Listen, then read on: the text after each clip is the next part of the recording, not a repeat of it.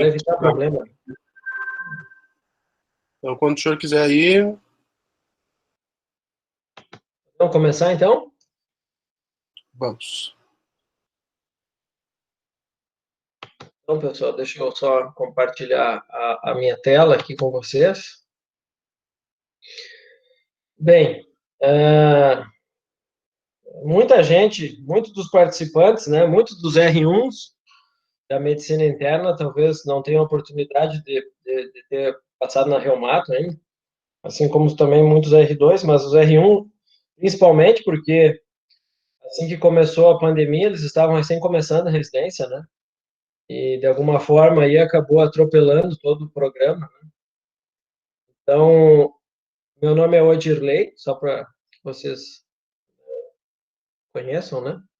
Sou professor da Universidade Federal do Rio Grande do Sul e trabalho vinculado ao Departamento de Medicina Interna, especificamente dentro da reumatologia, né?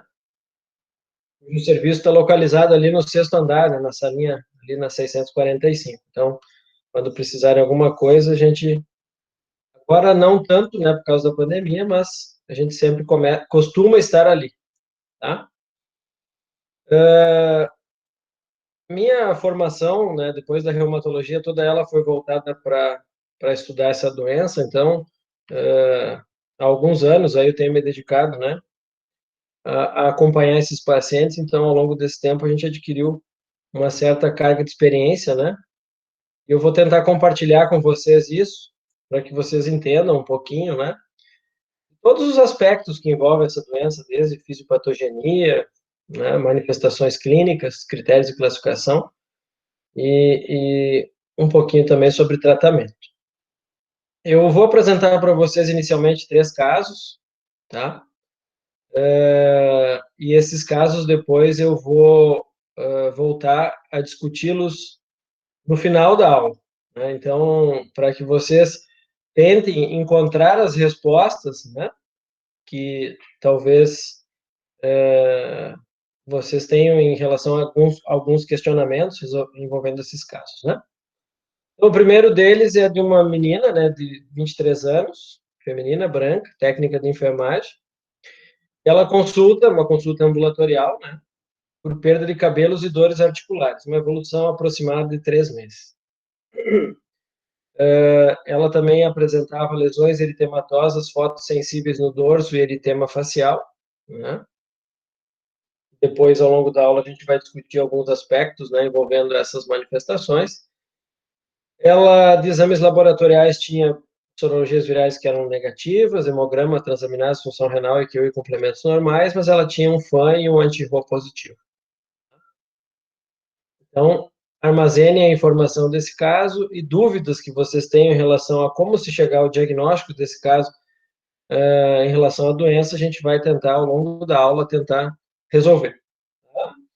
O caso 2 é de um paciente masculino, branco, 19 anos, auxiliar de mudanças, é um caso real, esse do HCPA, e a situação dele era um pouquinho mais crítica, assim, ele veio à emergência por dispneia progressiva há pelo menos 1 ano, e na avaliação com fotossensibilidade, tema malar discreto, fenômeno de Renault, ecocárdio com uma massa no ventrículo direito de 3,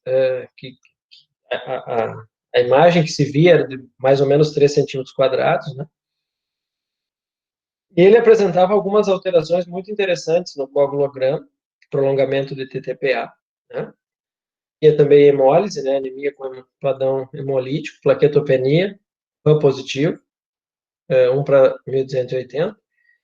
Complementos baixos, né, consumidos, e depois, né, na investigação dele, se detectou a presença do anticoagulante lúpico e anticardiolipinas, IgG e IgM em títulos bastante elevados. Esse caso também a gente vai discutir mais adiante, né? Mas para vocês terem aí aguçada a curiosidade em relação ao potencial desfecho, né? E o terceiro caso, esse é um caso mais dramático, de uma menina, né, de 26 anos, preta, auxiliar de serviços gerais, que esteve na emergência do clínicas por náusea e vômitos, né, dor abdominal, um diagnóstico inicial de doença inflamatória pélvica, evoluiu com uma vídeo, né, pós-operatório dela foi uma evolução assim muito dramática, com tetraparesia, que evoluiu para tetraplegia, retenção urinária, subdeglutição, insuficiência respiratória, acabou na CTI, tá? E aí a gente acabou vendo essa paciente nessa transição, assim, de andar para CTI, com uma mielite transversa longitudinal, né? Então, de C2 a C5, realmente assustadora, né? E uma evolução muito rápida. E aí, na revisão da história dela, né, se detecta alguns indícios interessantes, como artralgia, eritema malar, linfopenia, né? Sorologicamente, né, de autoanticorpos, ela tinha um FAM bem positivo, 1 para 640, nuclear pontilhado grosso, anti-SM e consumo de complementos. Esse caso também a gente vai discutir melhor na sequência. Em relação à doença que a gente vai estudar hoje, vai, né, tentar entender alguns dos aspectos clínicos, né? Acho que uma das primeiras coisas é saber epidemiologia, né? É uma doença que acomete mulheres jovens, né? Mulheres na sua fase reprodutiva, dos 20 aos 40 anos. A diferença de homem e mulher, a razão, né, é de um homem para cada 9 mulheres nessa faixa etária, podendo, em algumas estatísticas, chegar a 10 ou até mais. Quando a gente analisa extremos etários, então crianças, essa relação ela diminui um pouco, essa razão, né? 3 meninas para cada menino, e depois dos 50 anos, que tem a denominação de lúpus de início tardio, né? Envolve mais mulheres, né? Numa proporção de 3 mulheres para cada homem, mas bem diferente daquela fase reprodutiva da mulher, né? É uma doença inflamatória crônica, né, com aspectos envolvendo autoimunidade, e aí, dentro dessa caracterização imunológica, a gente tem a perda de tolerância, né, a autoantígenos, né, principalmente envolvendo ácidos nucleicos e proteínas, e eu tenho uma doença onde se produz autoanticorpos de maneira muito grande, né? O lúpus, assim como a artrite reumatoide é a rainha da reumatologia na sua questão clínica toda, né? O lúpus é o prototipo das doenças autoimunes, né? Porque a gente pode encontrar autoanticorpos voltados contra qualquer estrutura, né? E já se tem a identificação de mais de 200 desses autoanticorpos na evolução dessa doença.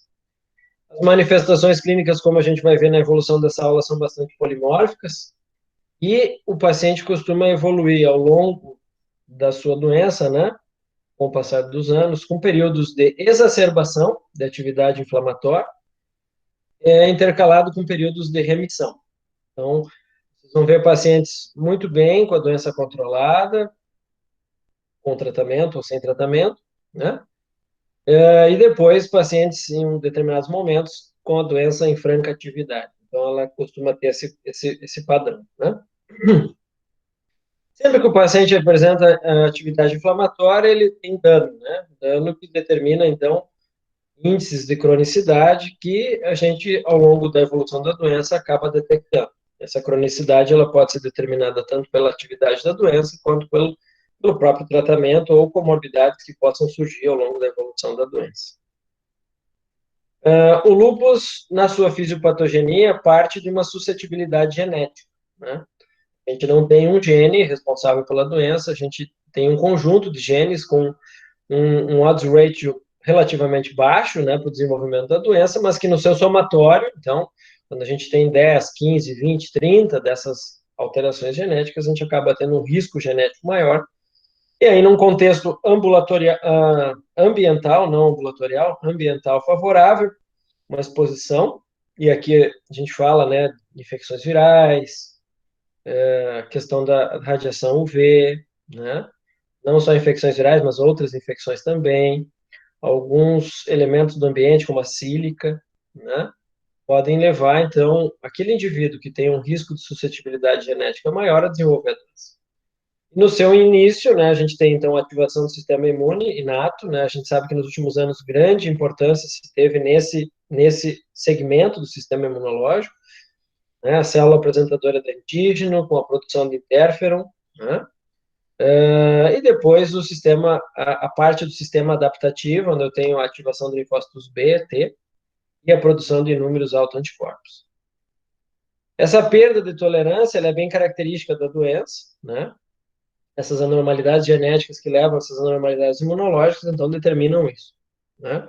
Eu tenho autoanticorpos contra autoantígenos. Muitas vezes, esses autoanticorpos são responsáveis pelos danos, pelo processo inflamatório que acaba acontecendo em diferentes partes do organismo desses pacientes.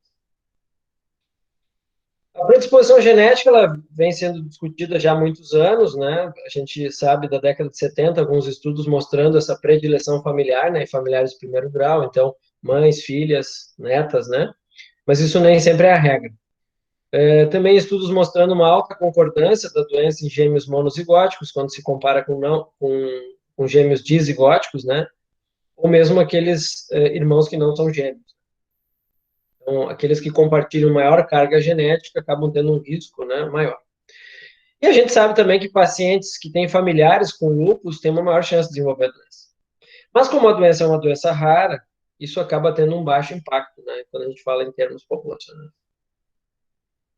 Essa figura, ela distribui ao longo do nosso genoma, né, locus, né, em diferentes genes, né, onde já se foi descrito, então, alterações, já foram descritas, né, alterações genéticas responsáveis por desencadear normalidades imunológicas relacionadas com a fisiopatogenia da doença. Então, só para vocês terem uma ideia, né? Se vocês prestarem bem atenção aqui no cromossoma 6, onde eu tenho uma região que sintetiza, né, que é responsável pelo controle e síntese de proteínas do complexo maior de histocompatibilidade, complementos, né, diversas outras proteínas, né, do sistema imunológico.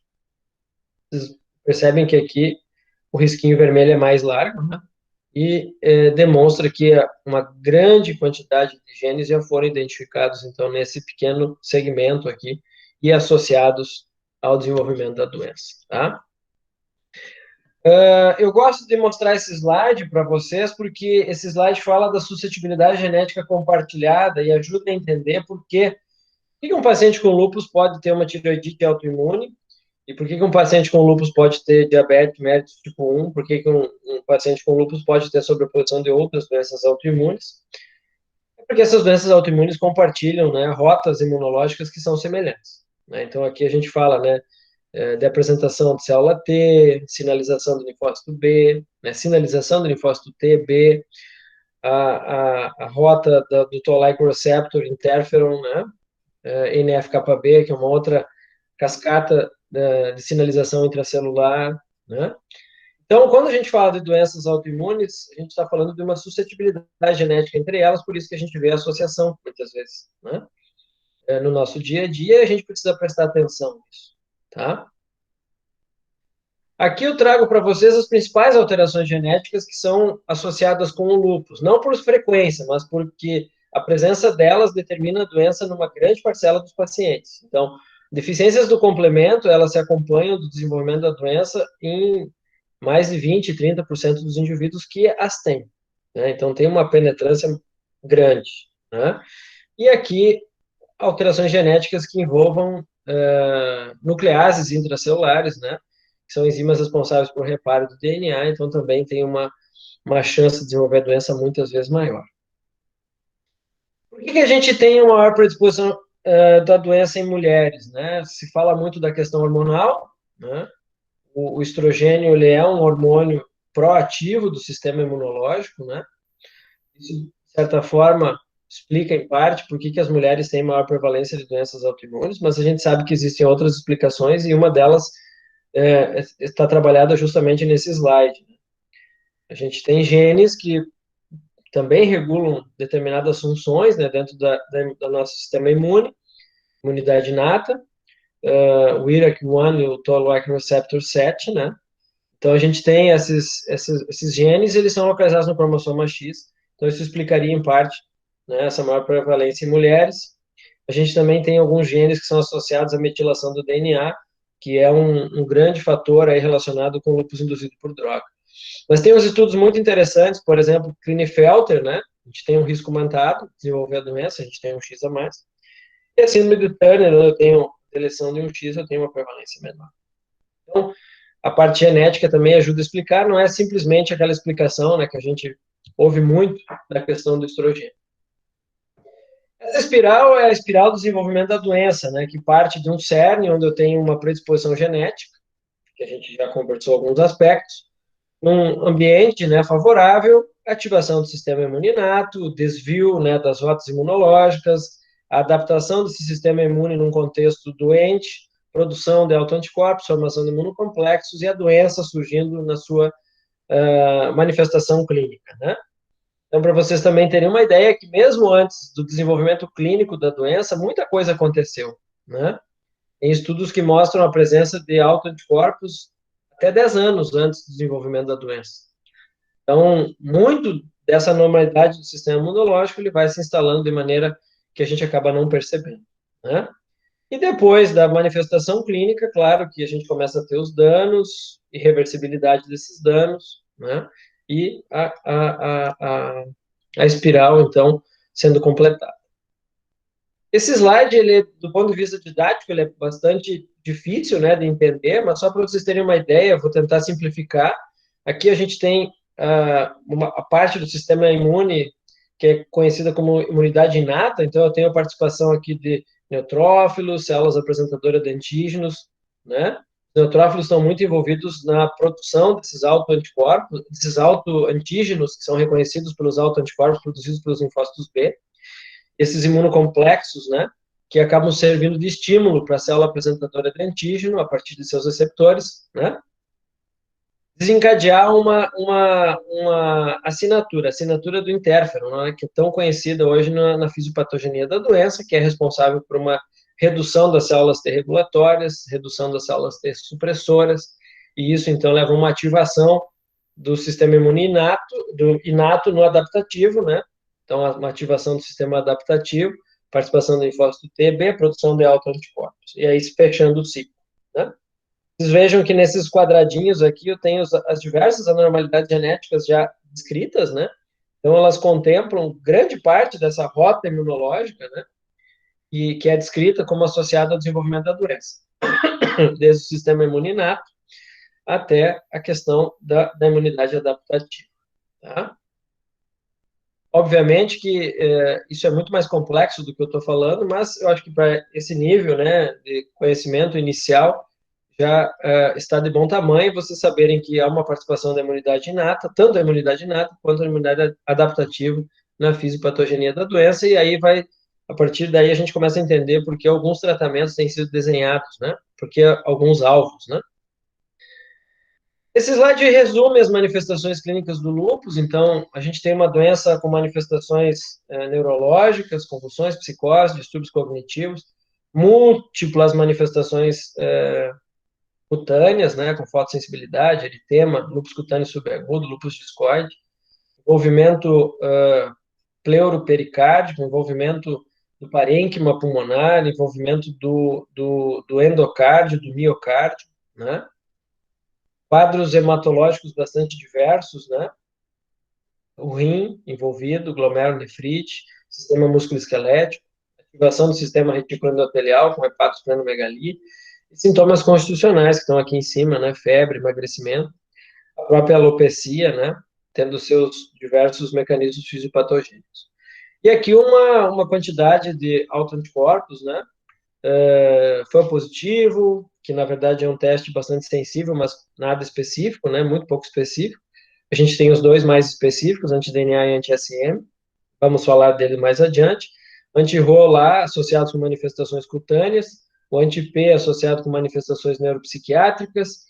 Antifosfolipídios associados com fenômenos tromboembólicos e abortamentos de repetição. O CUMBS direto, na verdade, é uma medida indireta, né, da presença de anticorpo na parede da hemácia, apesar do nome, né, CUMBS direto. Ele não é um teste, um anticorpo, né, propriamente dito. E ele identifica, então, essas hemácias revestidas por autoanticorpos, né, que estão reconhecidos no sistema retículo endotelial e leva à destruição das hemácias. E também o consumo de complementos. Complementos são proteínas aí, sintetizadas pelo fígado que participam de uma cascata, né, são ativados de 3 formas, e que culminam, né, naquele complexo de destruição de membrana, que é muito útil na destruição de alguns micro-organismos, né? Mas também tem um papel importante nessas doenças autoimunes. Então, a gente vai falar um pouquinho das manifestações, eu vou seguir os critérios de classificação do SLIC de 2012, para que vocês também já tenham contato com essa ferramenta, né? Esses critérios de classificação, eles surgiram num contexto onde a gente tinha critérios de classificação que não eram tão sensíveis, né? Porém específicos, e a gente precisava de critérios que englobassem o maior número de pacientes, né? Que a gente não perdesse pacientes, mas vocês vão ver que esses critérios acabaram se tornando menos específicos, por isso uma terceira proposta que a gente vai ver adiante. Aqui, então, lúpus cutâneo agudo, subagudo, né? A gente vai ver algumas dessas formas aqui. Talvez as mais tradicionais sejam o eritema malar, né? A fotossensibilidade, o lúpus cutâneo subagudo, que tem associação com anti-ROI e anti-LA, e o lúpus cutâneo crônico, que daqui o mais significativo, o mais importante seria o lúpus discoide, né? A gente tem algumas outras formas aqui do lúpus crônico, como hipertrófico, né? Mas que são bem menos comuns, né? A própria paniculite lúpica. E aqui a gente tem o eritema pérnico, que eu vou conversar mais adiante também com vocês. Então, aqui alguns exemplos, né? Do eritema facial, que cobre a região malar, a asa do nariz, e ele geralmente poupa o sulco naso-labial, né? Então, tem uma relação com a fotoexposição muito grande, né? E a gente tem o lúpus cutâneo subagudo na sua forma psoarisiforme, porque a lesão, ela lembra lesões de psoríase, só que a distribuição é completamente diferente, né? E são lesões que se exacerbam pela luz, pela radiação UVB. E aqui embaixo a gente tem uma forma de lúpus também cutâneo subagudo na sua forma anular policíclica, também se assemelha, né, a outras doenças com diferentes etiologias, por exemplo, infecções fúngicas, né?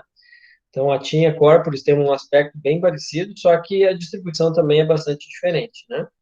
Enquanto uma predomina em áreas fotoexpostas, o outro, a tinea tem uma predileção por áreas úmidas escuras, tá? Aqui, então, as formas mais crônicas, né, como paniculite lúpica, acometendo a face, né, um aspecto bastante comprometedor, né, para a aparência da paciente, e vocês imaginem que isso aqui deve afetar muito a autoestima desses pacientes, né. Aqui a gente tem um lúpus discoide também cobrindo a asa do nariz. Uma característica do lúpus discoide, né, dessa forma crônica de doença cutânea, é a presença da cicatriz, né? Vocês vão ver nesse slide anterior aqui, essas lesões aqui não costumam dar cicatriz, tá? Elas não deixam cicatriz. No máximo, uma hiperpigmentação. É clássico do lúpus agudo, subagudo. Já as formas crônicas, com envolvimento de todos os folhetos da pele, né? E até disruptura da junção dermo-epidérmica, eu tenho, então, a sequela, eu tenho a cicatriz, né? Como consequência. Aqui, essa fotografia da esquerda é um exemplo de eritema pérneo, né? Para quem nunca viu, a gente tem um quadro clínico, né, de dor e edema, é um edema difuso, acometendo os dedos de uma forma geral, e com uma característica muito marcante, né, que é o prurido. E o paciente com tanto prurido acaba fazendo um eczema, né, por trauma, né, e às vezes a pele fica espessa, escarificada, e muitas vezes rompe, né, formando fissuras. Isso não é comum, mas a gente vê mais em climas frios. Então, aqui no Rio Grande do Sul, nos meses de inverno, e agora está começando o inverno, vocês vão ver muito isso, né? Isso não significa lúpus, tá, gente? Isso é uma entidade clínica que muitas vezes é independente, eu diria na maioria das vezes, mas que em algumas situações se associa com doenças autoimunes. Das doenças autoimunes, o lúpus, né, a SAF, são talvez as que mais têm essa associação, né? E aqui uma forma de lúpus túmido também, acometendo a face, né, mais comum nessa região, né? Uma outra forma de manifestação cutânea. Aqui são outras formas de lesão discoide, né, acometendo as mãos, couro cabeludo. A lesão discoide sendo cicatricial e ocorrendo no couro cabeludo, ela determina a alopecia definitiva, né? Aqui eu tenho lesões discoide dentro do pavilhão auricular, né? Às vezes essa lesão se confunde com psoríase, né? Então a gente precisa ter esse diagnóstico diferencial. O aspecto histológico também é diferente, né? Além da pele, a gente tem as úlceras orais e nasais, que são bem típicas da doença, não são tão comuns como as demais manifestações cutâneas, né? Aqui a gente tem uma prevalência em torno de 30%, 40%. No nosso ambulatório a gente tem por volta de 25% a 30%. E elas são localizadas principalmente no palato, boca, língua, são ulcerações pouco dolorosas, né? Então, isso significa que a gente tem que buscá-las ativamente, tá? E os diagnósticos diferenciais são bastante amplos, né? Como você sabe, né? Lesões ulcerosas da cavidade oral. E a gente sempre tem que pensar nesses diagnósticos diferenciais no início da doença, né? Colocar lúpus nessa lista, mas depois de ter pacientes imunossuprimidos, então, infecções, né? Que muitas vezes podem desencadear esse tipo de manifestação.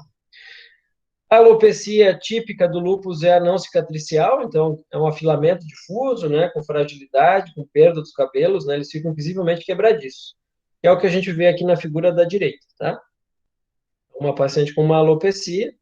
Na figura da esquerda, a gente observa o úlcera oral, né, no palato, na sua topografia típica, digamos assim, né? Ainda lembrando, né, das manifestações cutâneas, não são só aquelas, né, agudas, subagudas ou crônicas, mas também essas lesões, elas podem vir de outros processos, né, fisiopatogênicos, aqui, por exemplo, vasculite, né, inflamação da parede do vaso, o lúpus tem vasculite de pequenos vasos e pode determinar, então, essas ulcerações. O aspecto semelhante, mas aí a borda, ela é mais esbranquiçada, né, seria que não é bem uma vasculite, mas tem esse nome, né, vasculite livedoide, que é associada à presença de anticorpos antifosfolipídicos, né? Aqui, lá no fundo, a gente vê também uma outra manifestação cutânea, né, que é o livedo, né, reticular, que a gente observa também nesses pacientes com lúpus, né? Uma outra manifestação cutânea que a gente observa são as petequias, né, que pode advir, então, de trombocitopenia, né, ou mesmo de vasculite cutânea, um tipo de vasculite mais semelhante à vasculite leucocitoclástica mesmo, né? Muito bem, então, de pele, a gente tem muitas manifestações, né? Mas a gente tem um tempo aqui para cumprir, né? Então, a gente vai adiante. O envolvimento articular, ele é um pouquinho diferente do envolvimento articular, por exemplo, da artrite reumatoide, né? A sinovite do lúpus, ela é muito mais sentida do que vista. O paciente se queixa muito de dor articular, mas na hora do exame físico a gente até não detecta com tanta frequência edema, né? E a rigidez é uma rigidez um pouco menor, né? Com uma rigidez em torno de 30 minutos, tá? A artrite do lúpus é tida como não deformante, não erosiva, aliás, mas ela pode levar a deformidades, e essas deformidades são conhecidas como deformidades redutíveis, tá? Essa questão da presença ou não de erosões, ela vem sendo bastante debatida nos últimos anos, porque as ferramentas que a gente tem para detectar essas erosões, elas melhoraram muito, né? Então, hoje, com ressonância, a gente consegue detectar aí 15, 20, 30%, às vezes, de artropatia com achados erosivos, né? Então, aquela artropatia clássica, que era descrita na radiologia convencional, não erosiva, hoje mudou um pouco, né? Mas ela ainda tem essa característica, né? De ter essas deformidades e elas serem irredutíveis, né? Essa artropatia de Jacu, ela não é específica do lúpus, tá? Ela também acontece na síndrome de Sjögren, né? E também na febre reumática. Aqui na fotinho da direita, eu coloquei de propósito, né? Um achado bem inicial, radiográfico, da osteonecrose, né? Que a gente observa num número até elevado de pacientes com lúpus, né? Para vocês terem uma ideia, no nosso ambulatório, um levantamento recente, assim, em torno de 8 a 10% dos pacientes tinham osteonecrose. Isso deriva particularmente da própria doença, né? Uma doença inflamatória, presença dos anticorpos antifosfolipídios, né? Mas o uso do corticoide. Então, a gente precisa lembrar disso, né? Quando está usando corticoide, glicorticoide para o tratamento dessas doenças, né? Uma osteonecrose do quadril, como essa aqui, muito provavelmente acaba evoluindo para uma osteoartrite secundária, com bastante significado clínico para o paciente, muitas vezes até necessidade de prótese. Serosite, que é um dos critérios de classificação, né? Ela pode acontecer tanto no sistema pulmonar quanto no sistema cardíaco, tá? Mas a gente pode ter também peritonite, tá? Que é a serosite, então, do peritônio. É a forma mais comum de manifestação pleural cardíaca, tá? Os derrames geralmente são pequenos, bilaterais, bastante sintomáticos. A pericardite lúpica também tem uma característica assim, tá? Raras vezes a gente teve tamponamento cardíaco. Ao longo dos últimos 10 anos, eu me lembro de um caso, né? E que teve um derrame bastante volumoso, né? E foi associado à doença, não era associado a nenhum tipo de infecção oportunista, né? Outras manifestações envolvendo também, já vou aproveitar o gancho, né? Pulmonar, pode ter inflamação do próprio parênquima pulmonar, que é a pneumonite lúpica, tu pode ter envolvimento do diafragma, né? E ocasionar a síndrome do pulmão encolhido, né? Que também está associado com serosite. Fenômenos tromboembólicos, né? Hipertensão pulmonar. Até recentemente, nessa semana, a gente discutiu um caso muito legal de hipertensão pulmonar associada ao lúpus, né? Caso bem interessante. E do ponto de vista cardíaco, eu além de ter o derrame pericárdico, eu também posso ter miocardite. E essa miocardite ela pode levar a disfunção miocárdica e achados de insuficiência cardíaca congestiva, né? E o envolvimento do endocárdio se dá principalmente pela presença da endocardite, que antigamente se falava, né, endocardite Lehmann-Sachs ou endocardite verrucosa, né? Essa endocardite deriva, então, da presença desses anticorpos antifosfolipídios que acabam se depositando nas válvulas cardíacas, né? Na sua forma de imunocomplexos, né? Isso levando a uma reação inflamatória local, espessamento valvar, né? E que muito se assemelha ao aspecto da endocardite quando ela é infecciosa. Claro que diferente daquelas vegetações que a gente acaba vendo, né? Aqui ela é mais no aspecto de verruga. Mas imaginem vocês no dia a dia um paciente com lúpus, febre, que interna para investigar, né? E aí no exame você detecta a presença de vegetações, né? Na válvula. Então, além de entrar como diagnóstico diferencial nesse contexto, ele também é um fator que predispõe, né, a endocardite infecciosa nesse contexto, né, quando o paciente tem uma bacteremia por algum motivo. Então, o envolvimento dos três folhetos cardíacos, tanto endocárdio como miocárdio, quanto epicárdio, né? Uma outra forma de acometimento cardíaco, que acho que vale a pena salientar aqui, é a doença cardiovascular que se instala ao longo dos anos, tá? E que aí sim a gente precisa estar prestando muita atenção para tomar todas as medidas preventivas, né? Para diminuir esse risco cardiovascular do paciente com lúpus, né? Aqui, só para exemplificar, né, o que eu acabei de falar, então, a silhueta cardíaca de um paciente em remissão de doença e a silhueta cardíaca de um paciente com a doença ativa, né? Aqui, no caso, um derrame pericárdico, tá? A nefrite lúpica é uma outra forma de manifestação da doença, né, envolvimento renal, que se dá principalmente pela deposição de imunocomplexo. Esse imunocomplexo pode estar circulante e aí depositar no rim, em diferentes locais do rim, né?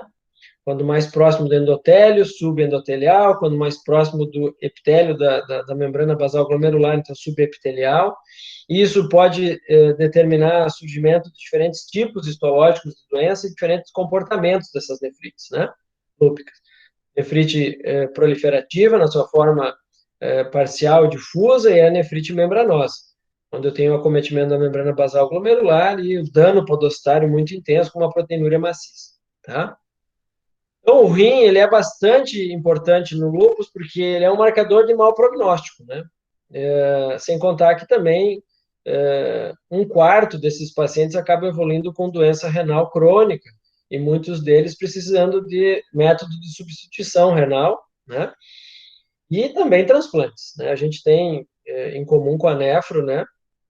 Alguns pacientes que já transplantaram e que estão indo muito bem, tá? Mas a gente tenta fazer o possível para que isso seja evitado, né?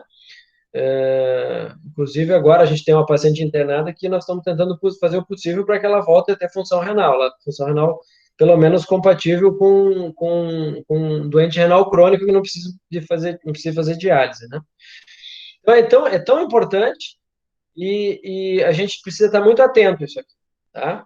Então, um paciente lúpico, com EQU mostrando hematúria, proteinúria, precisa ser investigado. Naquele paciente que essas alterações são confirmadas, a gente precisa biopsiar esse paciente para que a gente tenha, né, o diagnóstico histológico, sempre lembrando que a biópsia, ela não é uma emergência médica, tá? Então, acho que é importante eu comentar isso, já que nós estamos com um grande público da medicina interna, a gente não precisa sair biopsiando uma nefrite lúpica imediatamente, tá? O padrão histológico, ele demora para sofrer algum tipo de alteração. Então, a gente biopsia, às vezes, paciente com 15 dias, até um mês de evolução do tratamento, e o padrão histológico, ele pouco sofre alteração. O que mais altera é a imunofluorescência, tá? Que às vezes pode ter uma diminuição, né? Mas, diante de um risco potencial para o paciente, a gente sempre tenta, então, postergar a biópsia renal para aquele momento que represente menor risco para o paciente, tá? Em 2015, a gente, na Sociedade Brasileira, né, que eu faço parte, a gente publicou essa revisão aqui de tratamento de nefrite lúpica, tá? E aqui a gente expõe, né, as diferentes classes, isso também vem sendo discutido muito nos últimos anos, né? Talvez coisas novas venham daqui para frente, né, em relação a essa classificação, bastante questionada, né? Então, classe 1, classe 2 seriam as mais benignas, classe 3 e 4, as formas focal e difusa, as mais graves, e a membranosa, então, aquela caracterizada principalmente por proteinúria maciça, né? E depois uma fase mais de dano crônico, né, onde eu acumulo bastante cronicidade, então a classe 6. E sabendo a classe da nefrite, isso me ajuda a facilitar, a entender melhor e torna mais fácil, né, o próprio tratamento, né, desse paciente. O lúpus neuropsiquiátrico, eu já vou dar um tempo para a gente conversar, tá? É que agora eu peguei o fio da meada, mas quando a gente chegar nos critérios de classificação, que eu vou apresentar os três, a gente para e discute daí as dúvidas, tá? Mas o lúpus neuropsiquiátrico é um capítulo dentro do lúpus, talvez um dos mais complexos, né? Porque a gente entende pouco os mecanismos fisiopatogênicos, né? Que vou até mostrar melhor no próximo slide. E a gente tem uma gama de manifestações neuropsiquiátricas que é muito grande, né? E com múltiplos diagnósticos diferenciais. Então, quando eu estou avaliando a parte neuropsiquiátrica de um paciente lúpico, eu preciso estar de posse de um conhecimento fisiopatogênico bastante profundo, né, dessa doença, e também estar muito atento, né, aos possíveis diagnósticos diferenciais, tá? Então, aqueles padrões de acometimento neuropsiquiátrico mais característicos, como convulsões, psicose, né, mononeurite, mielite, neuropatia periférica craniana e o estado confusional agudo, eles entraram aqui dentro dessa classificação diagnóstica, né, descrita em 2012, mas a gente sabe que outras formas de manifestação neuropsiquiátrica já foram descritas, né, tem aí uma lista com pelo menos 19, né, entidades dentro, né, das manifestações neuropsiquiátricas do lúpus. Algumas mais específicas da doença, outras nem tanto, né. Uma tendência hoje em dia é a busca de ferramentas, biomarcadores, que me ajudem a atribuir as diferentes manifestações neuropsiquiátricas à atividade da doença. Tá? E um resumo, né, da fisiopatogenia. Então, eu tenho aquele componente mais vascular, à esquerda, com a presença de anticorpos antifosfolipídios, imunocomplexos, microtrombos, ou trombos não tão micro assim, né? Desenvolvendo, então, doença neuropsiquiátrica, principalmente na sua forma focal. Então, aqui eu explicaria os AVCs que a gente observa nesses pacientes, tá? Mas eu também posso ter uma manifestação difusa, porque um foco epileptogênico associado a um possível evento isquêmico, ele pode ter uma manifestação dita difusa, tá? Por outro lado, eu tenho um mecanismo mais inflamatório, onde eu tenho a presença de autoanticorpos aí específicos, né, como anti-P, anti-NR2, metaloproteinase, diversas citocinas. Não se sabe muito bem como é que a gente quebra essa barreira hematoencefálica, né? Infecção, estresse, tabagismo, algumas bactérias, lipopolissacárides, né? que permitem o acesso desses elementos, desses autoanticorpos, dessas citocinas no sistema nervoso central, desencadeando toda uma cascata imunológica, uma cascata inflamatória, né? E aí as manifestações ditas difusas, como o estado confusional agudo que foi descrito no slide anterior, tá?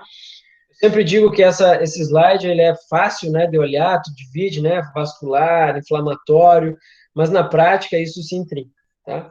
E torna realmente o diagnóstico e o manejo muito desafiadores. Do ponto de vista hematológico, né, então anemia hemolítica, que é aquela anemia com padrão de hemólise, então eu consigo identificar os anticorpos ligados na parede da hemácia, essa hemácia, então, ela é destruída na sua passagem, né, pelos órgãos linfóides, né, do sistema retículo endotelial, principalmente fígado e baço, né. E a leucopenia, menos de 4.000 leucócitos, eu também tenho linfopenia, que é bem característica da doença, mas sempre levar em consideração diagnósticos diferenciais, né. Trombocitopenia, menos de 100.000 plaquetas, tá? Também levando em consideração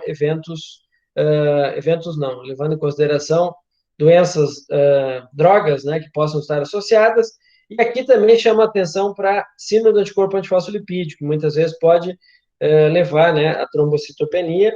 E também prestar bastante atenção quando eu tenho macroplaqueta, porque eu posso estar fazendo agregados de plaqueta e isso está falsamente sendo lido como trombocitopenia, tá? Só lembrando ainda, que eu não falei, a anemia hemolítica no lúpus, ela ocorre em torno de 15% dos pacientes, tá? A anemia mais comum é a anemia de doença crônica, tá? Então, aquela anemia normo-normo, associada ao quadro inflamatório sistêmico prolongado, né? Os critérios imunológicos, então, o FAM positivo, o anti-DNA de dupla hélice, que é... O FAM é o screening, né?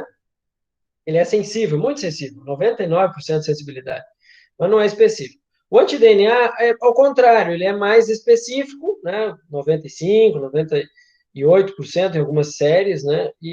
Mas ele é menos específico, menos sensível. Então, de 80%, 70%.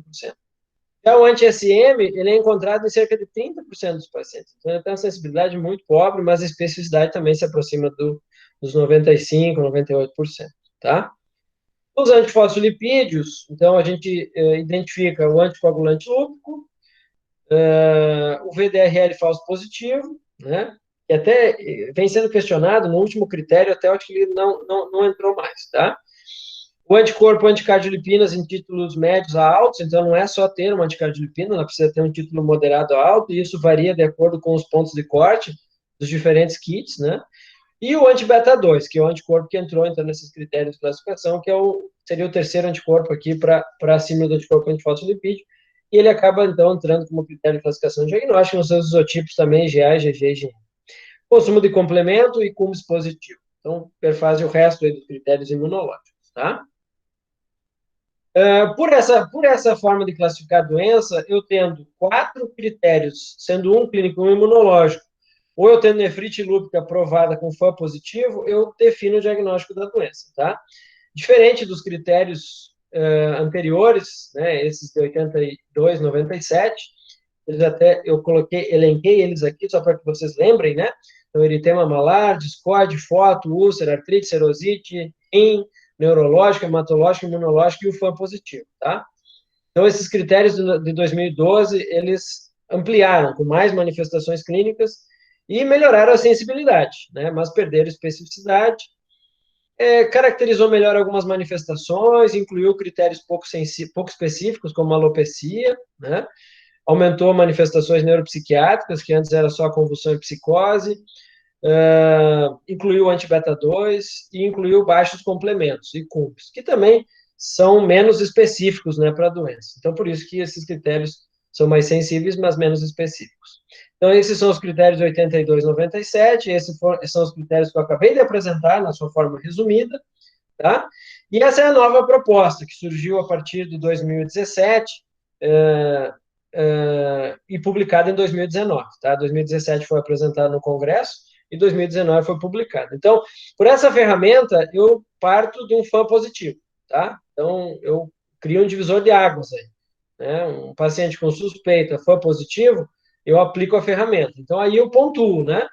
Diferentes formas de manifestação. Então, febre, manifestação constitucional, hematológica, neuropsiquiátrica, mucocutânea, serosa, musculoesquelética, renal, presença de autoanticorpos, né, antifosfolipídios, complementos baixos e anticorpos específicos, DNA e anti-Smith.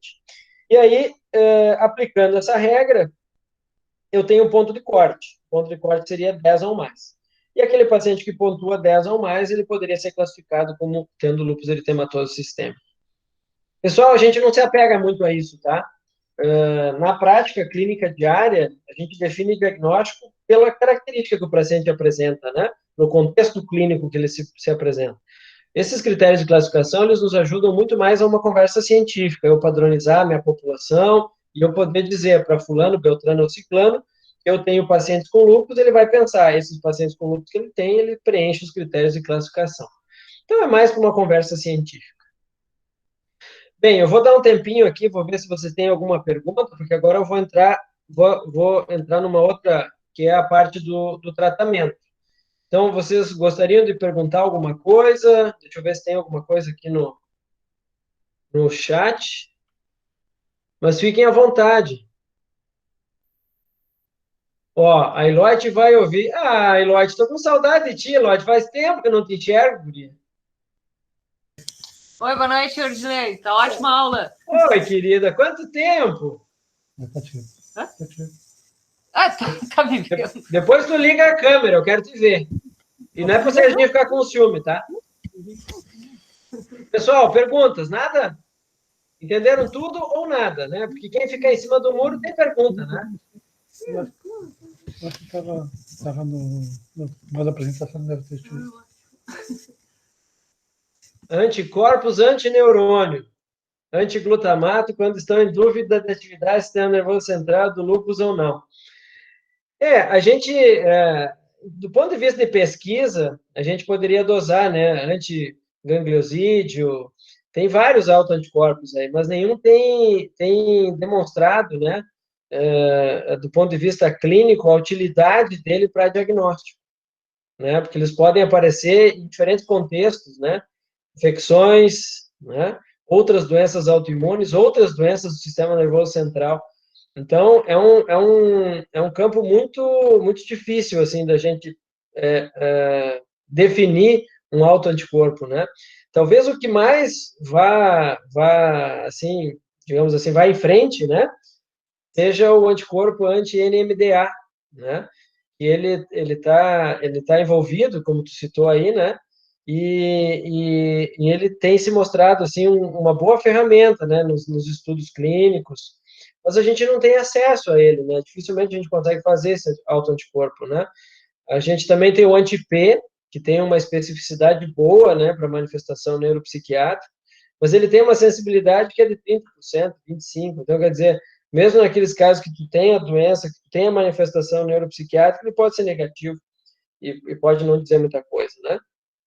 O lúpus neuropsiquiátrico, como eu falei, é um dos capítulos mais difíceis, né? Porque as ferramentas, elas não são as mais acuradas, né, para fazer, primeiro para identificar e depois para fazer a associação com a doença de base, né, com o lúpus propriamente dito. Então, a gente tem uma dificuldade grande. Assim. Mas já melhorou muito, né, porque agora com a ressonância, com várias técnicas de ressonância que permitem, né, identificar lesões numa fase muito precoce de doença, então tem ajudado bastante. O líquor também ajuda, quando, né, a gente consegue detectar as alterações, né, então aumento de celularidade, quebra de barreira com aumento de proteína, né? Então, eu acho que a gente evoluiu, assim, na identificação e na caracterização clínica, né? Mas ainda a gente precisa melhorar bastante. O Dirceu estava aí! Não há por que temer ou modificar o uso de drogas implicáveis no lúpus por droga, correto? Hidralazina, metildopa, carbamazepina. Tu sabe, Dirceu, que isso é uma discussão grande, tá? Geralmente, quando a gente tem a doença, né, o lúpus, né, a gente não costuma fazer essa restrição, né, do uso, por exemplo, da hidralazina, que é um excelente antihipertensivo, né, e que a gente muitas vezes se vê obrigado a usar, né. A própria metildopa, né, quando a gente tem uma paciente lúpica com nefrite, né? A gente acaba usando essa droga, a carbamazepina naquelas situações em que eu tenho convulsão, né? Eu acho que para essas drogas eu não veria grande problema, assim, de usar, desde que a doença esteja sob controle. Mas tu sabe que há um tempo atrás, acho que faz uns 2 ou 3 anos, eu identifiquei um pôster num desses congressos que a gente anda por aí, que mostrou que o uso do Bactrim, né, em pacientes lúpicos, poderia ser um fator desencadeador da atividade de doença. Eu fiquei com aquilo pensando, fiquei com aquela informação na minha cabeça, né? Mas eu nunca vi, assim, nenhuma contraindicação formal, né? O que talvez a gente precise cuidar mais seja o uso de imunobiológicos, como principalmente os anti-TNFs, né? Por exemplo, o infliximab, o etanercept, que não é um anticorpo monoclonal, é uma proteína de fusão, e o próprio adalimumab, né, que é um anticorpo totalmente humano, que são usados muito para tratar artrite reumatoide. E a gente vê que com o uso dessas medicações, alguns pacientes desenvolveram lúpus, inclusive com anti-DNA positivo. Né? Então, não se entende muito bem por que essas drogas desencadeariam isso, né? Se acha que por um desvio de rota imunológica, né? Talvez pendendo mais para o lado do interferon, né? Já que o TNF-alfa é um potente inibidor dessa rota, né, imunológica, e talvez isso, nesses casos, a gente tenta evitar. Tanto que a gente põe, né, como uma contraindicação relativa o uso de lúpus, o uso de anti-TNFs, né, especialmente esses que eu citei, quando o paciente tem um contexto clínico de lúpus diagnosticado. Né? Certo? Mais alguma questão, pessoal? Senão eu vou adiante no tratamento, que ainda a gente tem bastante slides para passar. Então, dando seguimento, deixa eu colocar aqui na forma. Agora apareceu um negócio aqui que cobriu. Aqui. Deu. Agora deu. Imagine que isso era final do século XIX, tá? E a gente tinha essas opções de tratamento para o lúpus, tá? Eu acho que disso aqui a única coisa que ficou foi o AS mesmo, tá? Que a gente usa num contexto de prevenção, né? De doença cardiovascular. O resto, né? Naquela época nem derivados do quinino se usava, né? Então a gente evoluiu muito, né? No último século. O século XX foi de grande evolução no tratamento, não só do lúpus, né? Mas de várias outras doenças, né? Eu estou falando do lúpus aqui porque é a doença que nós estamos vendo, que eu estudo com mais afinco, assim, né? Então, a gente vê na primeira metade do século o uso dos antimaláricos, né? E depois, lá pela metade, a gente tem, então, a descoberta do corticoide, né? Que foi descoberto em paciente com artrite reumatoide, mas logo na sequência já foi utilizado em pacientes com lúpus. E os derivados do quinino, né? Cloroquina, hidroxicloroquina, e mais tarde uma cascata de imunossupressores, né? Ciclofosfamida, asa, metrexato, lidomida. Lidomida não é um imunossupressor propriamente dito, né? Nem a dapsona. Ciclosporina é um imunossupressor, danazol também não é um imunossupressor, né? A imunoglobulina tem um papel ainda que a gente não entende muito bem, mas atua naquela rede biotípica dos autoanticorpos, né? Micofenolato, leflunomida, e já no finzinho do século passado, começou-se, então, a terapia imunobiológica, mais para artrite reumatoide, né? E ao longo dos 10 anos da primeira década, né, desse século, a gente já consegue identificar algumas moléculas aí voltadas para o tratamento do lúpus, como o rituximab, que é um anti-CD20, né? Que no início foi tido como talvez a solução do problema, né? Porque imagina uma doença onde eu tenho uma célula, linfócito B, que produz autoanticorpos, e eu consigo depletar a fonte da produção desses autoanticorpos, né, na destruição dos linfócitos B, claro que não na destruição de plasmócito, porque rituximab não atua em plasmócito, mas eu teria aí uma solução do problema, ou uma droga que fosse muito promissora. Mas os ensaios clínicos não mostraram isso, né, infelizmente, mas por motivos mais metodológicos, eu diria assim. E o belimumab surgiu já nesse contexto, em 2012 foi aprovado no Brasil, e também uma droga que vem sendo usada, né? Agora, recentemente, mostrou resultados muito interessantes no tratamento da nefrite lúpica, tá? E a evolução desse tratamento ao longo dos anos, décadas, né, dos séculos, né? Aqui a gente está falando do final do século XIX, o XX, nós já estamos no XXI, isso permitiu melhorar muito, né, a sobrevida dos pacientes. Então, era uma doença que, há 70 anos atrás, matava, né? Em 50% das vezes, 4 anos. Né? O paciente tinha uma sobrevida muito curta. A sobrevida em 10 anos, depois foi melhorando, mas chegou a 63%, final da década de 80, 90. Mas hoje a gente já tem estudos mostrando uma sobrevida que chega a 90, mais de 90%. Então melhorou muito, né? Só que, claro, não só a descoberta de tratamentos imunossupressores, na maioria deles, mas também a melhora das outras condições, né? Então, hoje a gente consegue fotoproteger melhor, a gente trata melhor infecções, a gente já consegue identificar os fatores de risco para doença cardiovascular, que são bastante importantes para a mortalidade nesse paciente. Questão dos transplantes, né? Agora que eu descobri que o Dirceu está aí, né? Transplantes são muito importantes, principalmente o transplante renal. Plasmaférese também, né? A gente, em alguns contextos, né? O enfoque multidisciplinar e várias outras condições também, né? Nos permitiram melhorar muito a questão da sobrevida do lúpus. Mas mesmo assim, olhem essa figura, né? Essa mulher jovem, de 16 a 24 anos. Mulher jovem não morre, né? E olha só, no lúpus, a gente tem um aumento de 20 vezes na mortalidade dessa faixa etária. Então, e é a faixa etária onde a gente vê a maior prevalência da doença. Mulheres com um pouquinho mais de idade, 8 vezes, né? Então, vocês vejam que mesmo com toda a melhoria que a gente teve dos últimos anos, né? Esse trabalho é de 2006, então é um trabalho de 10, 15 anos atrás. Mesmo assim, ainda os pacientes continuam morrendo muito, né? Do que os pacientes morrem? Isso eu acho que vocês têm que ter uma clara noção, assim. Os pacientes morrem ou por atividade de doença, especialmente naqueles 5 primeiros anos de evolução, que é o período mais conturbado, assim, da doença. Os pacientes morrem muito também de infecção. Então, quando eu peso a minha mão no imunossupressor, quando eu peso a minha mão no glicocorticoide, quando eu peso a minha mão, né, em drogas que vão interferir na imunidade do paciente, eu estou abrindo portas, janelas, né, para que as infecções cheguem, né? Infecções essas das mais comuns, os pacientes geralmente morrem por infecções da comunidade, né, pneumonia simples, né, mas que num paciente imunossuprimido acaba se tornando uma catástrofe, né? E também infecções oportunistas, né? E a gente vê aumento da prevalência de tuberculose, infecções fúngicas, que a gente vê bastante nos pacientes que internam. E depois que passa essa fase conturbada dos primeiros 5 anos, a gente começa a ter um aumento da mortalidade por doença cardiovascular, tá?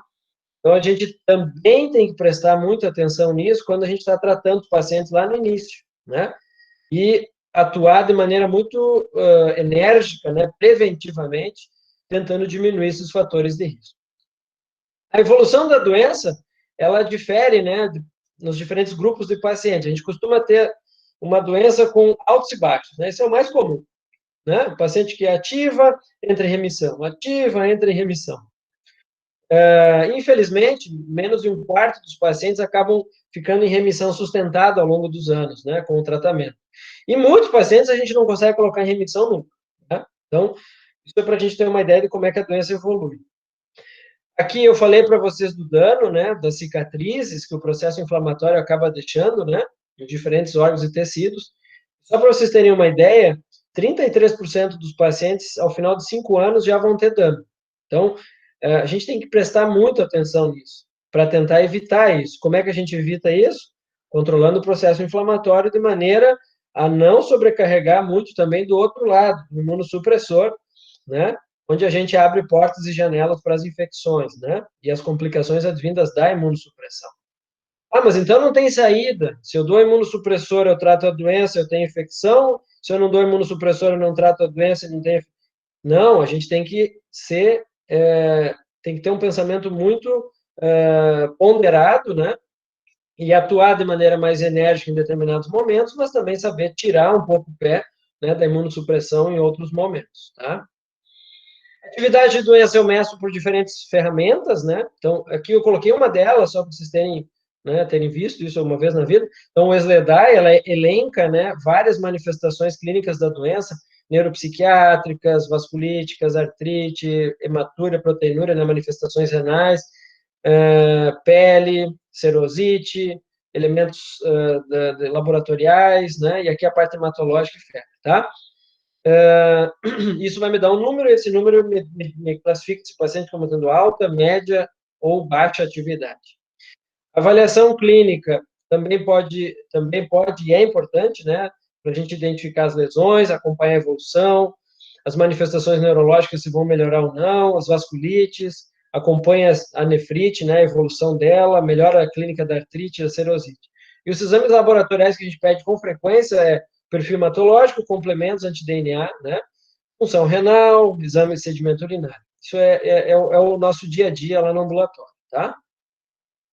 Aqui só para falar do SLEDAI um pouquinho, né? Então, quanto maior essa atividade de doença, maior o risco desse paciente morrer, né?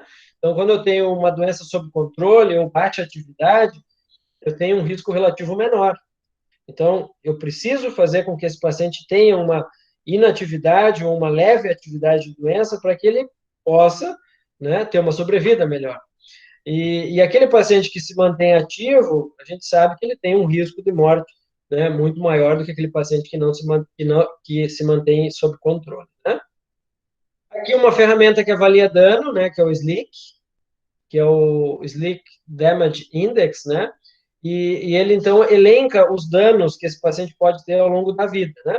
Lembrando que o paciente lúpico ele pode sofrer dano da atividade de doença, como eu falei, complicações da doença, como aterosclerose, hipercoagulabilidade, que pode estar associada a anticorpos antifosfolipídios, tratamento, então, glicocorticoide, né?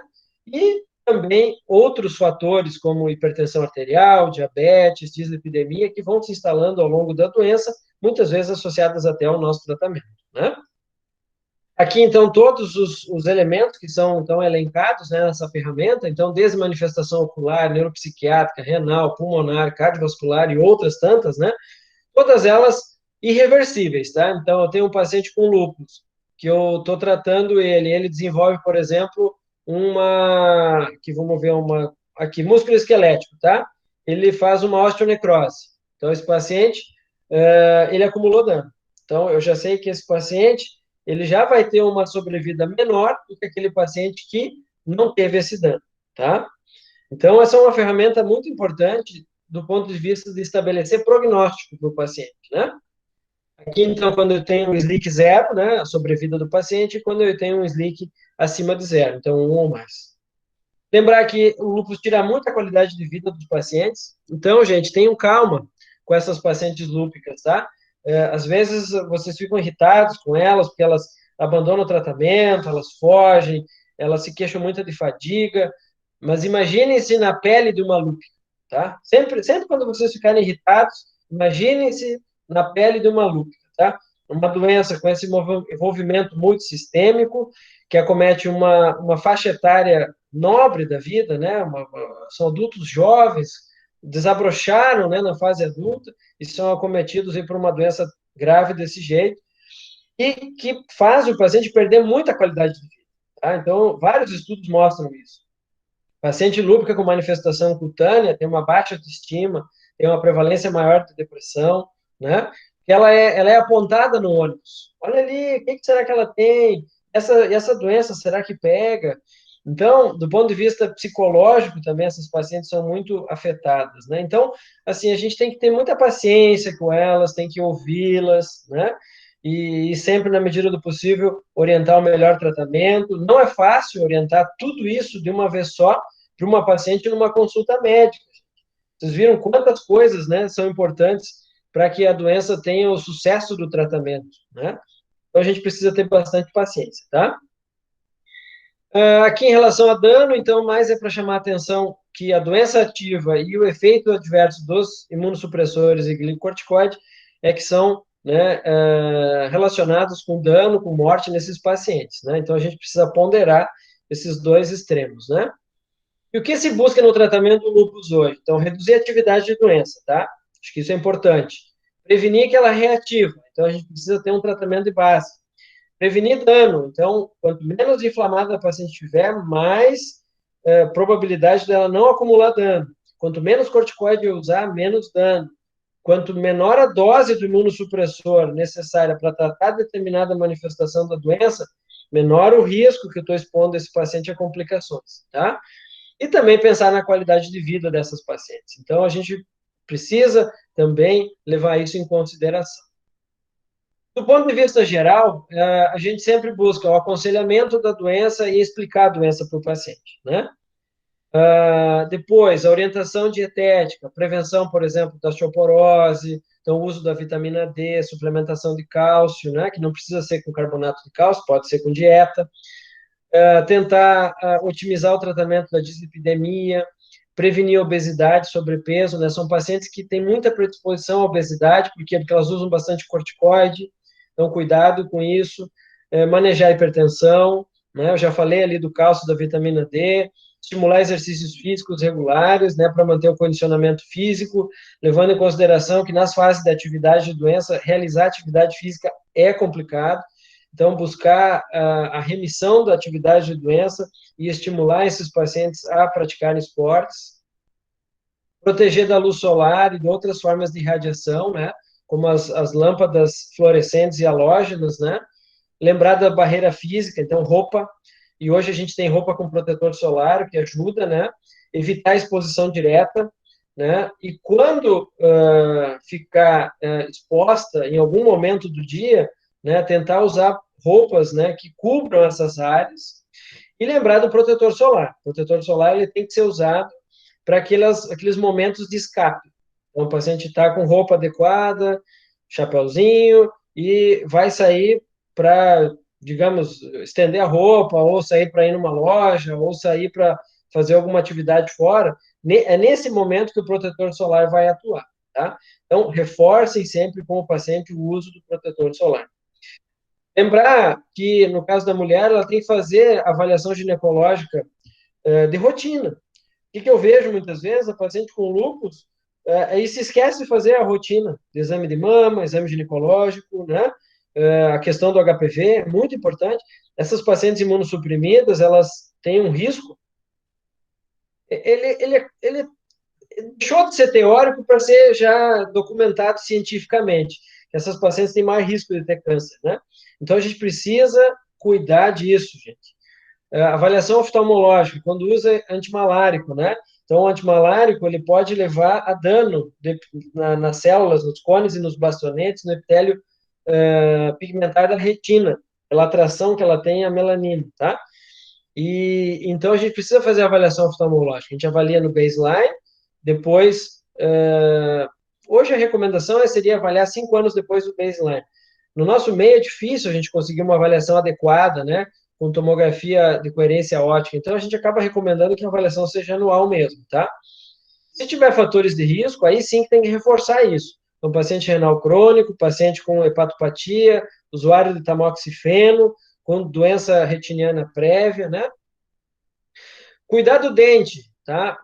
As infecções odontológicas, já na artrite reumatoide, têm demonstrado isso claramente, elas são uma fonte de produção de autoanticorpos, né, de antígenos, né, aquele processo inflamatório crônico, ele atua como uma brasa ali, estimulando o nosso sistema imunológico. Então, cuidado com a saúde oral dos nossos pacientes, isso é importante. Vacinar esses pacientes é muito importante também, tá? Só cuidem que quando ele tiver imunossuprimido, vacinas com vírus vivos atenuados não devem ser administradas, não devem ser aplicadas, tá? Existem muitos colegas, tá? E vocês vão ver várias linhas de raciocínio nesse sentido, e que evitam vacinar os pacientes, tá? O risco de reativação da doença, ele existe, tá? Mas é um risco muito baixo frente ao potencial benefício que a vacina pode oferecer para esse paciente, tá? Então, defendam, recomendem, né, a vacinação para esses pacientes, tá? Só tendo cuidado com a vacina de vírus vivo em paciente imunossuprimido. Fumar nem pensar, né? E a questão da anticoncepção. Aqui, o uso do anticoncepcional oral à base de estrogênio a gente tenta sempre evitar, né? Especialmente naqueles pacientes com doença moderada, doença mais grave, ou com fenômenos tromboembólicos prévios, ou com anticorpos antifosfolipídios, tá? Isso é uma coisa importante de abordar com o paciente, né? O planejamento familiar, a questão da gestação, né? Então, hoje, a gente dispõe de ferramentas anticoncepcionais muito boas, assim, como o DIU, né? E no início, lá atrás, né, a gente tinha medo pela questão da infecção, né? endometrite, mas isso não se confirmou, a gente tem usado e os pacientes têm evoluído bem, tem o DIU revestido, que também é uma ferramenta anticoncepcional muito boa, né? A própria progesterona, né, de depósito também ajuda nesse sentido. Lembrar que a progesterona, em relação à ativação da doença, não tem um papel tão importante, mas ela pode estar relacionada com fenômenos tromboembólicos também. Então, cuidado naqueles pacientes que têm anticorpos antifosfolipídios, né? A questão da tuberculose é importante, a identificação da tuberculose latente e o tratamento, o rastreio viral, né, hepatite B, C, HIV, acho que isso é rotina, né, pelo menos na nossa, né, antes de imunossuprimir os pacientes, também diagnósticos diferenciais, profilaxia para eumintíase, né, a gente teve vários casos já de pacientes que vieram, inclusive, a óbito, né, por estrongiloidíase, então, há uma recomendação de uso, né, de medicamentos para que a gente diminua esse risco, né, e controlar fatores de risco para doença cardiovascular, eu acho que é fundamental, tá? E aí vale o trabalho de todos, tá? Porque é muito importante orientar esses pacientes nesse sentido. E aqui eu tenho um resumo do tratamento, tá? Que ainda é a base do corticoide, tá? Que é a nossa ponte. Ele nos traz de um lado do rio que está muito conturbado, paciente inflamada, ativa, né? Por um outro lado do rio, que é o lado da remissão, da tranquilidade, da serenidade, tá? Só que ele cobra um preço. Ele não pode ser usado por toda a vida. Então, a gente tem os antimaláricos, que são drogas que a gente usa ao longo de toda a doença do paciente, né? São usados só naqueles casos, não são usados só naqueles casos que têm contraindicação formal. E a gente tem vários imunossupressores. Eu vou elencar para vocês aqui, por exemplo, azatioprina, micofenolato, metotrexato, são os que mais a gente usa, né? A gente também usa bastante ciclofosfamida, né?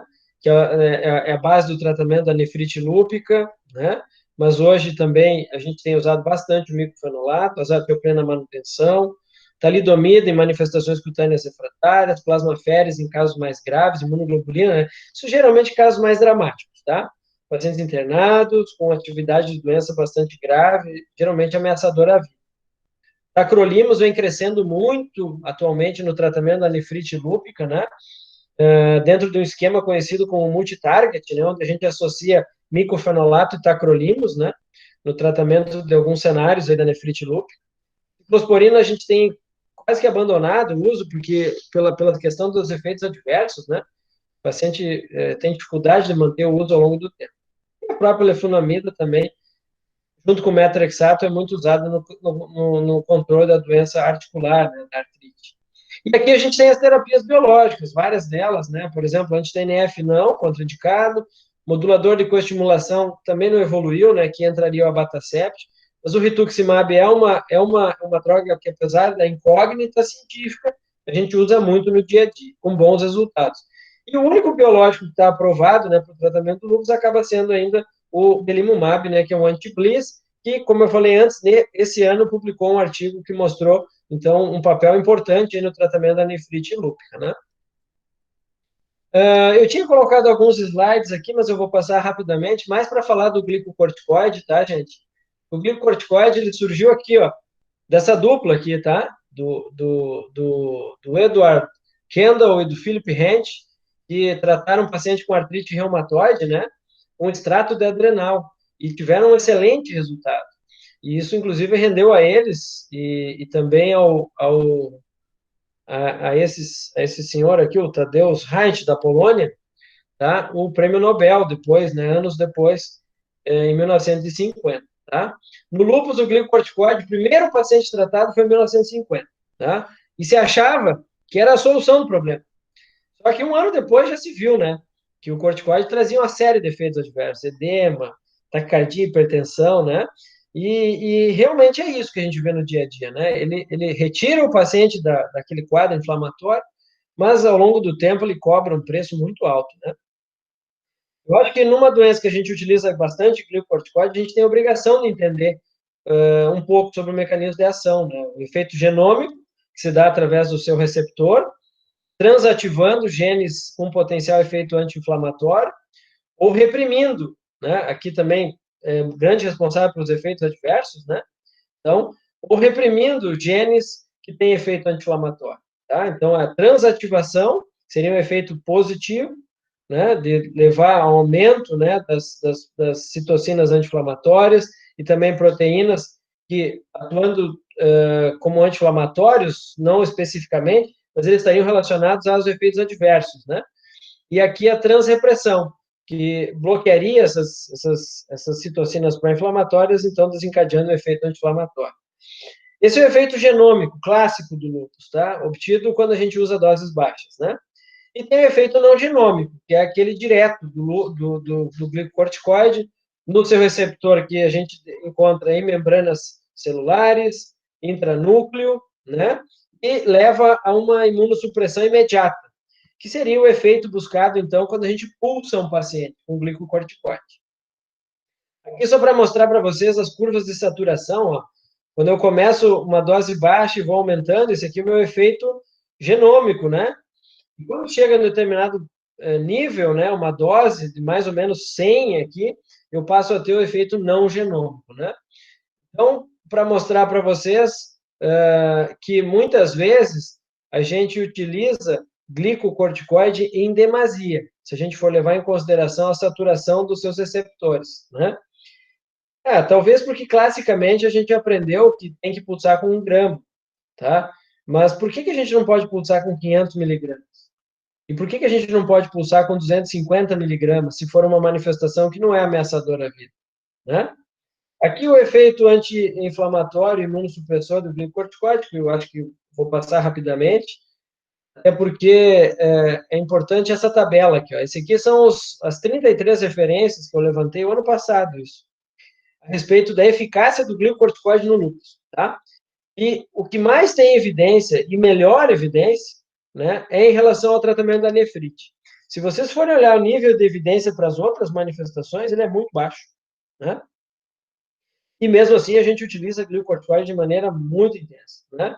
E vou dizer para vocês que seria até antiético fazer um trabalho científico onde eu tivesse um braço que eu não usasse glicocorticoide para controlar a atividade de doença do paciente. Talvez isso que eu esteja falando hoje, amanhã ou depois seja até mentira, mas hoje seria antiético, tá? Porque o glicocorticoide ainda é a nossa base do tratamento da doença, tá? Então, o uso do glicocorticoide no lúpus, ele tem que ter uma decisão muito balanceada, né? Então, primeiro, levar em consideração a manifestação clínica que eu estou tratando, tá?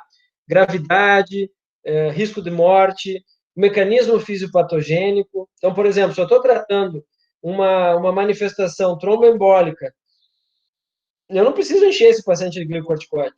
Eu preciso anticoagular ele, né? Por exemplo, uma manifestação neuropsiquiátrica associada à presença de anticorpos antifosfolipídios. Talvez eu não precise pulsar esse paciente, mas eu preciso anticoagulá-lo, né? Então, isso é importante, fazer esse raciocínio, né? Quando eu estou decidindo a terapêutica. E, do outro lado, os eventos adversos, né? Infecções, toxicidade óssea, lipodistrofia, doença cutânea, catarata, glaucoma, várias comorbidades clínicas, né? E lembrar que doses baixas, como 5, 7,5 miligramas de corticoide por dia, já podem determinar vários desses para-efeitos. Aqui só para exemplificar para vocês alguns modelos, algumas tentativas, não modelos, tentativa de estudo para usar menos corticoide. Aqui, ó, tratamento da nefrite lúpica, tá? Um estudo com rituximab e pulso com 500 miligramas de metil, né? E sem corticoide, tá? Vocês vejam que os resultados, eles são muito interessantes. Então, talvez eu não precise usar doses altas de corticoide realmente, né? Eu possa otimizar isso. Esse outro estudo aqui comparando duas coortes, tá? Essa coorte espanhola com essa coorte francesa. E o que tem de diferente das duas? A coorte espanhola, ela utilizava muito mais a pulsoterapia, tá? E doses de corticoide menor. A coorte francesa usava doses de glicocorticoide padrão, né? 0,7 a 1 miligrama quilo dia. E o que se viu com esses estudos? Que os resultados eram muito parecidos, tá? Os desfechos, né? A remissão completa em 6, 12 meses, tá?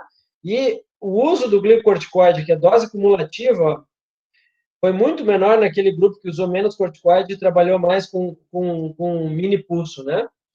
E aqui os resultados, remissão completa. Claro que é um estudo que está comparando duas coortes, né? Não é um ensaio clínico randomizado, mas acho que serve de lição para a gente pensar, tá? Muitas vezes a gente usa corticoide demais no lúpus, tá? Tanto é que nas recomendações de 2019 já tem lá descrito, ó, sobre o glicocorticoide, ó. Glicocorticoide pode ser usado em dose e rotas de administração que depende do tipo e severidade da doença. E olha só, eles põem lá como pulso-terapia doses que variam de 250 a 1.000, tá? E tentar depois manter a dose mais baixa possível de glicocorticoide na manutenção.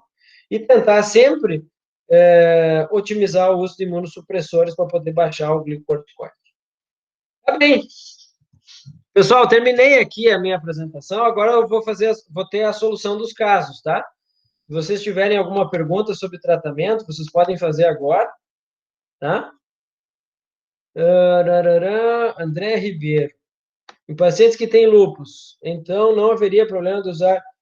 Não, André, não existe uma contraindicação. Eu acho que se tu tá com a doença bem controlada, tu necessitando dessas medicações para tratar a doença, você poderia lançar mão do seu uso, tá?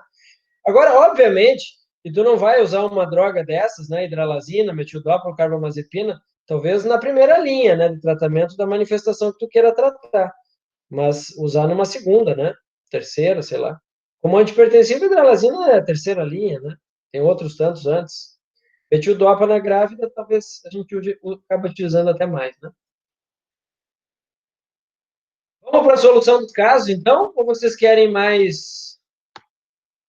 Querem fazer mais alguma pergunta? Já estamos atrasados, né? Então, só para concluir, pessoal, para a gente não ficar no ar, né, nos casos. Então, a primeira paciente era aquela lúpica com lúpus cutâneo articular bem levinho, tá? Foi dado antimalárico, o paciente melhorou, mas ela mostrou desejo de engravidar.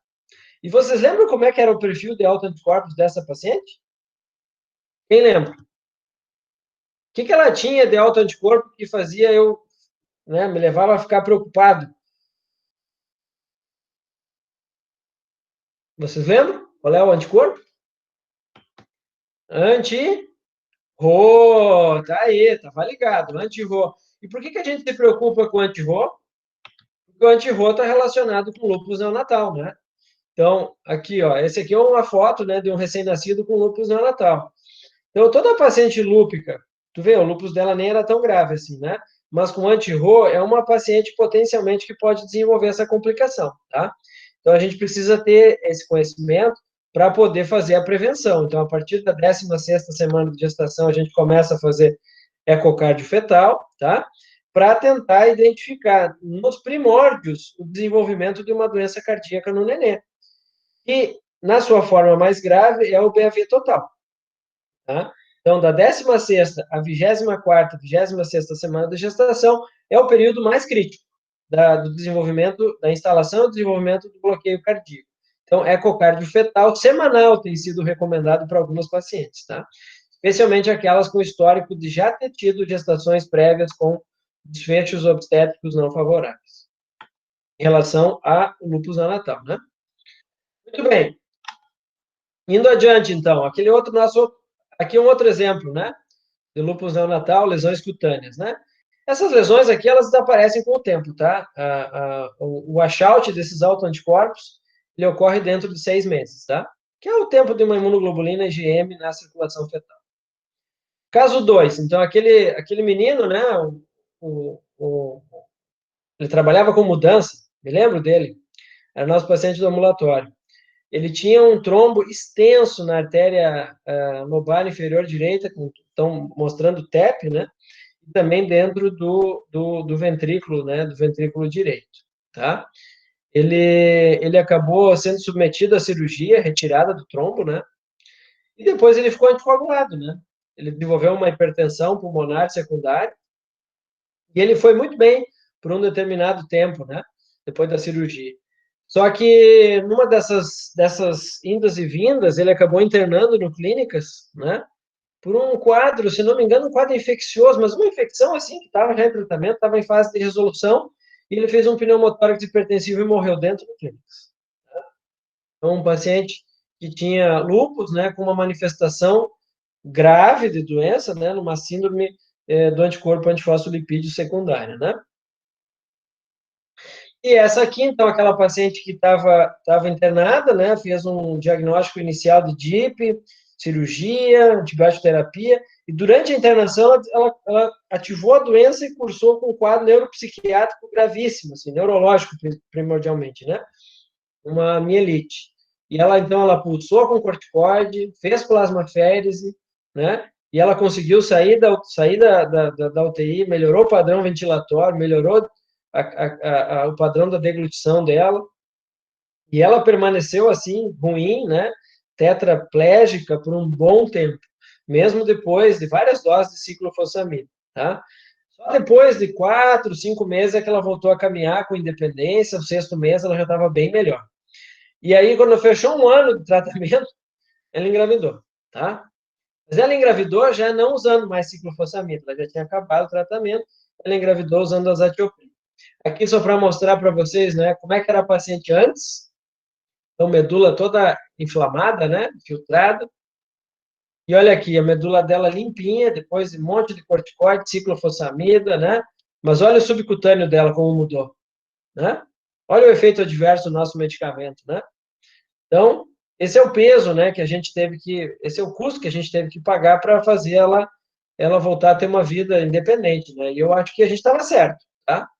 O glicocorticoide, a ciclofosfamida e a plasmaférese fizeram a diferença aqui nesse contexto, fazendo com que ela tivesse a doença bem controlada. Aqui está ela à esquerda e aqui a nenê dela, né? Que ela nos trouxe depois no ambulatório para nos mostrar. A gestação dela foi sem intercorrência, tá? Eu acho que era isso, pessoal. Aqui eu tinha uns exemplos de SLEDAI, mas daí é mais para os residentes da Reumato, é para avaliar a ferramenta, tá? Acho que para vocês não entra tanto no mérito agora. E eu quero ver se vocês têm perguntas, né? Para a gente trocar uma ideia, dúvidas.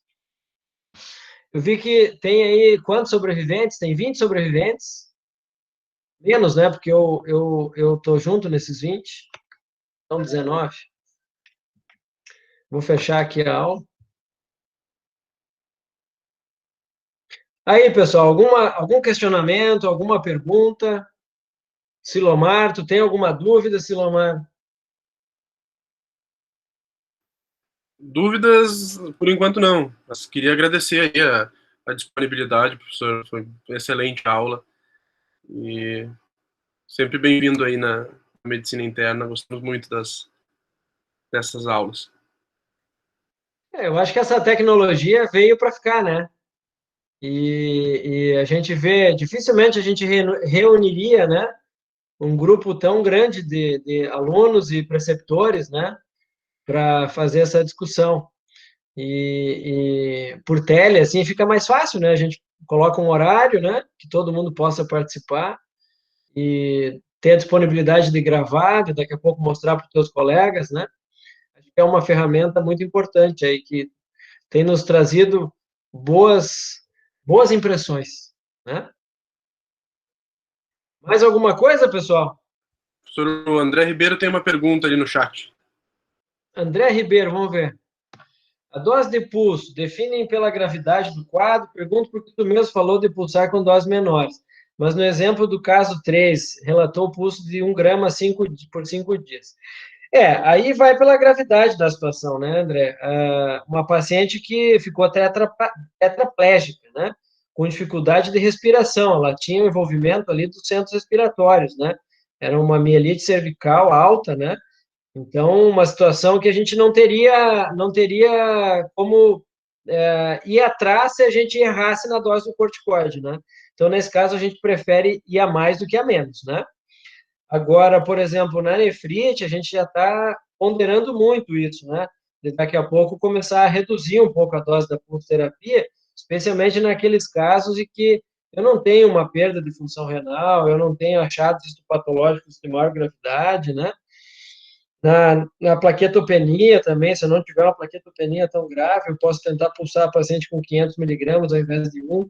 Agora, se eu tiver uma plaquetopenia de 1.000 plaquetas com o paciente sangrando, tá, que nem a gente já teve, aí a gente não dosa, né? A gente vai com 1 grama mesmo, né?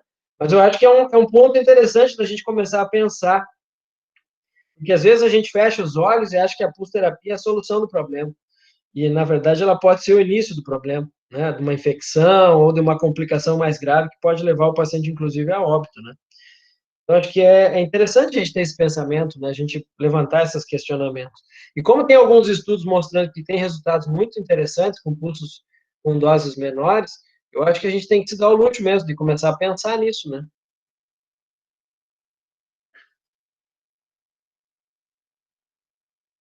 Mais alguma pergunta? Só o André. André? Não, teve o Lucas também. O Lucas falou do anti-ROM.